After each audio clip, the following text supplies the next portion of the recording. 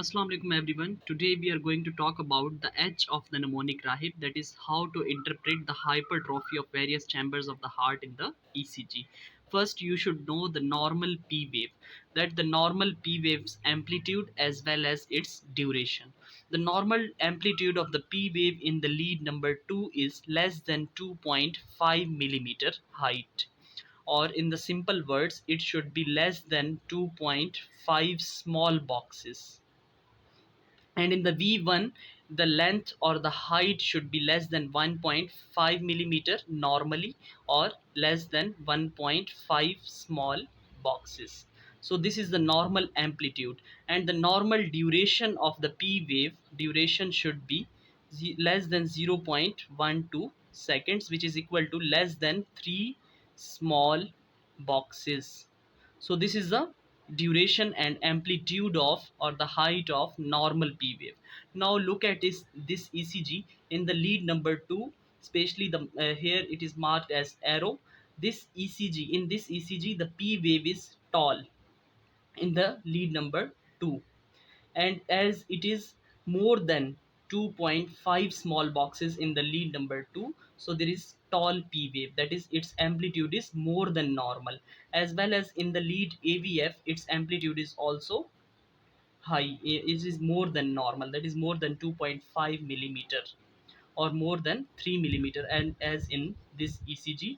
So increase in the amplitude or increase in the height of P wave shows the right atrial enlargement or right atrial hypertrophy. So this is the case of right atrial hypertrophy. Right atrial hypertrophy, there are multiple causes of the right atrial hypertrophy, like pulmonary hypertension, tricuspid stenosis, as well as right ventricular hypertrophy may leads to right atrial hypertrophy. So this is the case of right atrial hypertrophy, which is also called P pulmonale. In this case P wave is the amplitude of P wave is more than normal, so this is called P pulmonale. It represents the right atrial hypertrophy. Now come to the second ECG. In this case there is more, not amplitude is normal in this case, but the duration is more than normal. As you can see, we have discussed that the normal duration of P wave in the ECG should be less than 0.12 seconds, that is less than 3 small boxes. But here in this case the amplitude is nearly one large box, that is more than 3 small boxes. Here the duration is more than 3 small boxes in this ECG. And this ECG, this is an ECG of left left atrial hypertrophy. Also you can see that in between the P wave is also notched or bifid. Normally the P wave is like this, but in this case the shape of P wave is like this, that is bifid P wave. And also there is more duration or prolongation of P wave, that is more than 3 small boxes in duration. So this is a case of left atrial hypertrophy. The causes of left atrial hypertrophy are bicuspid or mitral stenosis and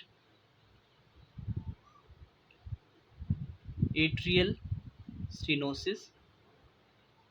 Sometimes the left ventricular hypertrophy leads to left atrial hypertrophy as well. So this bifid P waves is called P mitral. P mitral. This P mitral or bifid P waves represents the left atrial hypertrophy.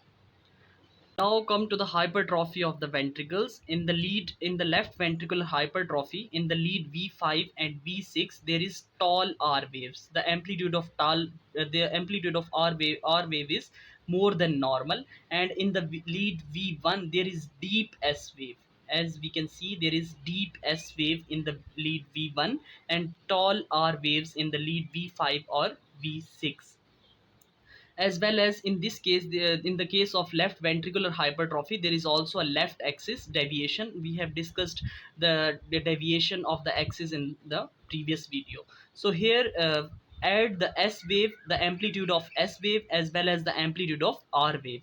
If the amplitude is more than 35 millimeter or more than 7 large boxes, then it is confirmed that this patient has left ventricular hypertrophy. The combination of these two amplitudes, that is S and R amplitude, if it is more than 35 millimeter or it is more than large 7 boxes, then it constitutes the left ventricular hypertrophy. Now look at the right ventricular hypertrophy. The right ventricular hypertrophy, we will look at the lead V1. We know that the lead V1 and V2 are placed over the skin of right ventricle, and the lead V5 and V6 are placed over the skin of left ventricle. So look, in case of right ventricular hypertrophy, look at the leads V1 and V2. In these leads V1 and V2, there is tall R waves in V1, and the R wave is greater than S wave in lead 1. As you can see, there is a tall R wave, but there is very short S wave in case of V1 lead. And also, as you can see, there is as we moves forward from the V1 towards the V6, there is, as we moves downward, there is decreased height of R waves and there is deepening of S wave. As we move from V1 to V6, there is decreased height of R wave, but there is deepening of S waves, as you can see in this ECG.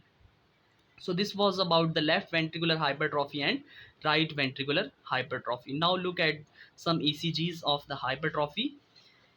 As you can see in this ECG, look at the lead V1. There is deep S wave in the lead V1, and in V5 and V6 there is tall R wave in lead V5 and V6, and deep S wave in lead V1. So deep S wave in the lead V1 plus R wave in the lead V5 or V6, it should be greater than 35 millimeter of mercury, or it should be greater than 7 large boxes. Then it constitutes the left ventricular hypertrophy. And also we can see that this patient has also a left axis deviation. We have discussed the axis deviation in my previous video. So remember the mnemonic left leaves. Here the lead 1 shows the positive deflection and AVF shows the negative deflection. So this patient has also left axis deviation. So this is the case of, these are the findings in this ECG, that S wave in V1 is deep and R wave in V5 or V6 is taller, and the combination of these two waves is greater than 35 millimeter and or greater than 7 large boxes, and this patient has also left axis deviation. So these are the findings, and the diagnosis in this case is left ventricular hypertrophy. So this was the case of left ventricular hypertrophy. Now come to another ECG. Look at this ECG. In the V1 there is tall R wave, and R wave is greater than S wave in this lead. And also there is progressive decreased size or decreased amplitude of R wave as we moves from V1 towards the V6.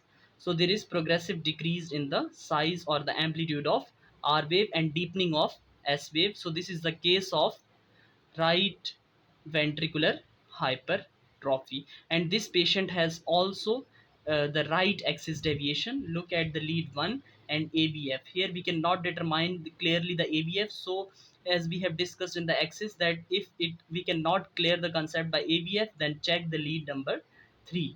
So in the V1 there is downward deflection, and the lead 3 there is lead upward deflection. It means that it shows the right axis deviation. So this patient has also right axis deviation. So the findings are taller are waves in the lead V1 more than 7 millimeter, and R wave is greater than S wave in V1, and there is progressive decrease in amplitude from V1 to V6. Along with this, there is right axis deviation. So the diagnosis in this case is right ventricular hypertrophy. So this was all about the hypertrophy in the ECG. Thank you so much for watching this video.